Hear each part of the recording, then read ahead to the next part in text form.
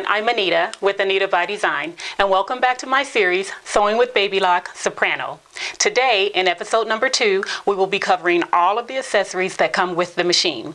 If you missed episode number 1, make sure you go check that one out first, then come back and join us. And don't forget to subscribe below so that you don't miss any future episodes. Let's take a look at the accessories.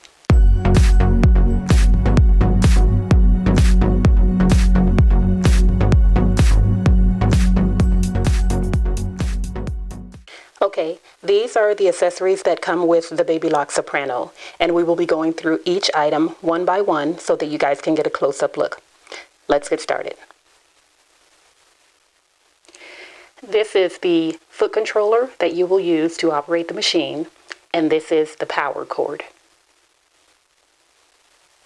Next, we have the knee lifter, and this plugs into the knee lifter mounting slot on the front of your machine at the bottom where I showed you that circular opening.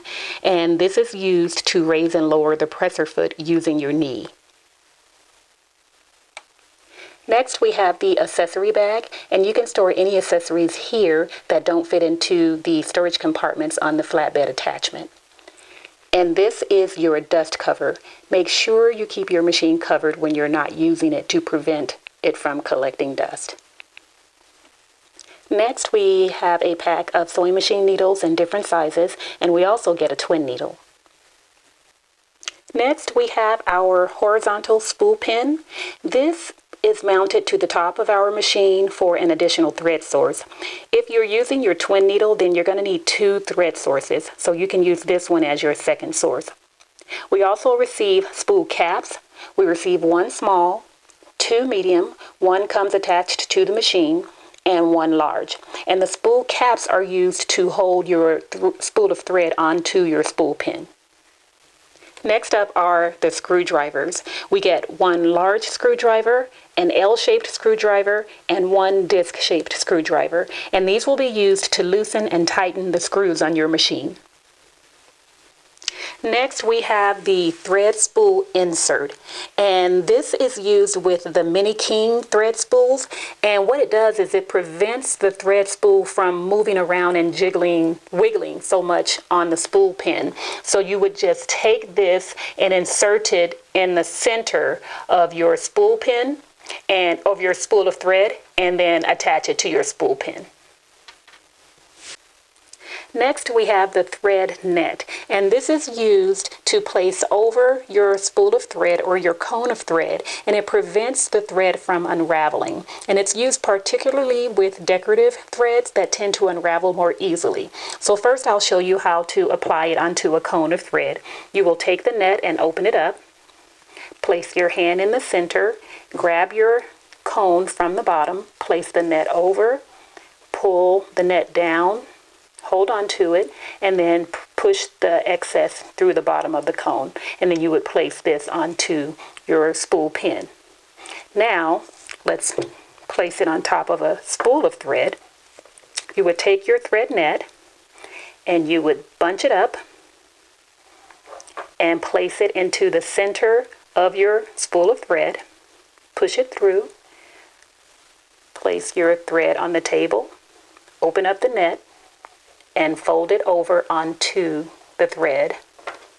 Then you would take your spool of thread and place it onto your spool pin, apply the cap, and there you have it. Now keep in mind, when you're using the spool net, you may have to adjust the tension or the thread tension on your machine because this net is pressing against the thread, so it may affect the tension setting that you have set currently.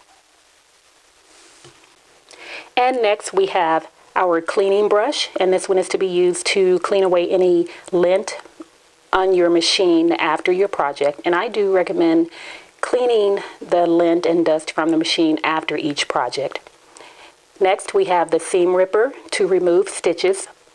And last, we have the eyelet punch to be used when you're applying eyelets to your projects. Next up, we get 4 bobbins, and 1 comes installed inside the bobbin case when you receive the machine. We get 2 bobbin covers, this plain one, and we get the bobbin cover with the measurement lines that I showed you in episode number 1. This is the extension table, and you will use this one when you need a larger sewing surface. Perfect for quilters. Now let's take a look at the presser feet that come with the machine, starting with J, the zigzag foot.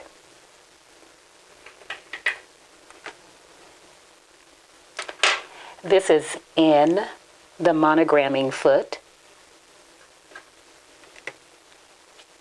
This is G, the overcasting foot.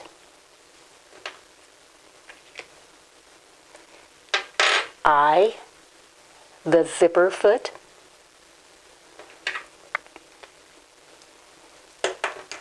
A, the buttonhole foot.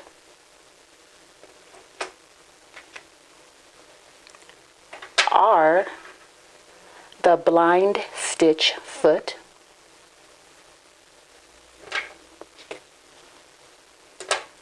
M, the button fitting foot.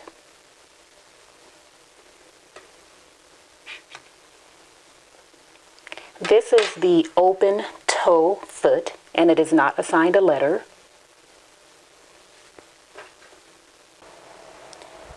This is O, the free motion open toe quilting foot.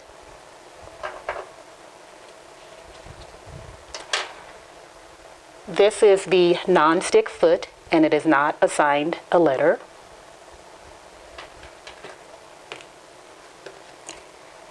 This is P, the stitch guide foot.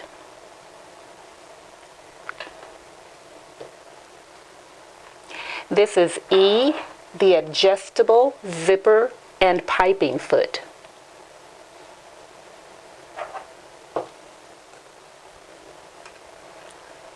This is the free motion echo quilting foot, E.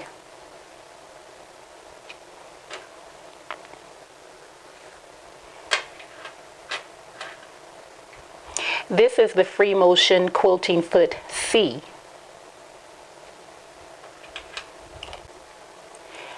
This is the walking foot, and it is not assigned a letter. And finally, this is your 1/4 inch quilting foot with guide, and no letter is assigned.